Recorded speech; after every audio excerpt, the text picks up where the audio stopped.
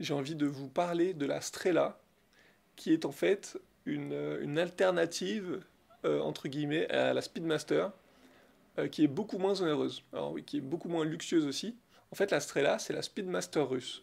Et donc en fait, c'est la première montre à être allée dans l'espace. La Speedmaster, ok, c'est la première montre à être allée sur la Lune. La Strela, en fait, c'est la première montre qui était au poignet d'un astronaute, la première fois qu'un astronaute a fait une sortie extravéhiculaire.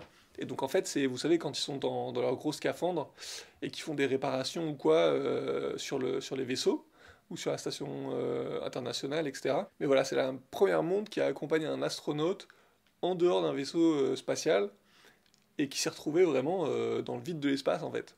Et donc en fait, le 18 mars 1965, l'astronaute soviétique Alexei Leonov devient le premier homme à effectuer une sortie extravéhiculaire, flottant librement dans l'espace, attaché uniquement par un mince cordon ombilical. Alors qu'il flotte dans le vide sidéral, tout son équipement est mis à rude épreuve par des conditions extrêmes. Et parmi ces équipements, la montre Strela 3017. Leonov sort de la capsule, devenant ainsi le premier humain à quitter la sécurité d'un vaisseau spatial pour explorer l'espace à main nue. Mais cette première historique ne se déroule pas sans incident.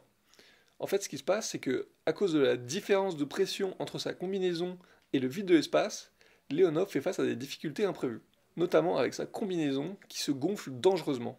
Donc là, le mec, il est vraiment en galère, il y a des problèmes de pression, chaque seconde compte, alors il lutte pour réintégrer la capsule.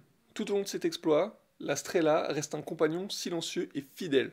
Résistant aux températures extrêmes et aux radiations cosmiques, la montre Strela devient alors un symbole de courage, d'innovation et de la ténacité humaine face à l'inconnu. Bien qu'elle soit souvent éclipsée par d'autres montres, comme typiquement la Speedmaster, mais il y a aussi d'autres montres qui sont dans l'espace, hein. Il y a des Casio, il y a des Seiko, etc.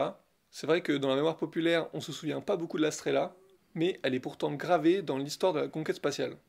Et donc encore une fois, c'est une montre qui nous raconte une belle histoire, que bah, malgré tout, c'est quand même un beau morceau de l'histoire humaine. C'est un rappel du jour où l'homme a franchi une nouvelle frontière, et ce avec une montre russe au poignet. Donc voilà, c'est quand même une histoire intéressante, hein. Le premier homme à être sorti dans l'espace avec cette montre russe, je trouve que pour moi, ça en fait vraiment une belle alternative à la Speedmaster, que je trouve assez surcotée.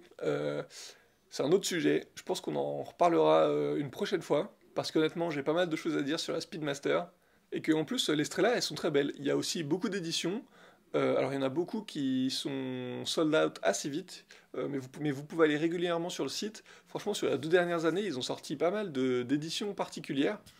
Alors bien sûr ils ont toujours le modèle de base iconique, mais justement ils en font il y a des montres qui font, il y a des versions de la montre qui font plus militaire, des versions de la montre qui font plus dress watch, donc il y en a vraiment pour tous les goûts. Mais en fait, du coup, c'est un mouvement chronographe mécanique qui est très similaire qui est très similaire à un mouvement qu'on trouve dans une autre montre qui est assez connue, qui est un chronographe militaire chinois. Donc franchement, ce sera pas votre montre la plus précise, voilà, soyons honnêtes.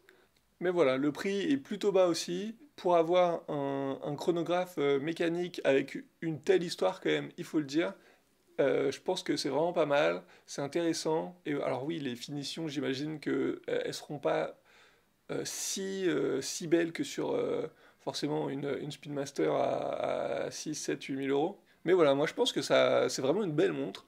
Il y a un beau vert qui ressort bien du cadran, ça donne ce bel aspect vintage.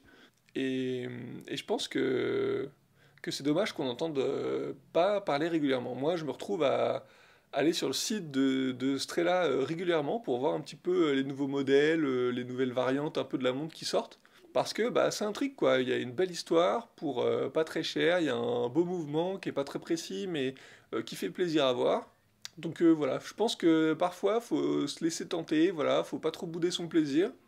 Et je pense que c'est bien de se dire que voilà, on peut être intéressé et, et ressentir du bonheur tout simplement avec des pièces plus humbles, on va dire. Voilà. En tout cas, j'espère que vous avez bien aimé cette petite histoire. C'est vrai que je n'entends pas beaucoup parler de cette montre. Je suis tombé dessus un peu par hasard il y a quelques années. Dites-moi ce que vous en pensez, dites-moi si vous connaissez cette montre. Et puis en attendant, je vous dis à bientôt.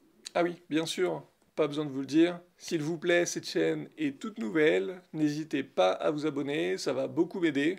Si vous avez des amis passionnés de montres, n'hésitez pas à faire partager les vidéos, que ce soit à propos du projet, de l'évolution de la marque ou des histoires horlogères. Je pense qu'on va aussi régulièrement parler simplement des news qu'il y a dans ce domaine-là. Voilà, les dernières news, des dernières montres sorties, les dernières news voilà, des grandes marques ou plus petites, juste pour qu'on puisse rester à jour ensemble. Voilà.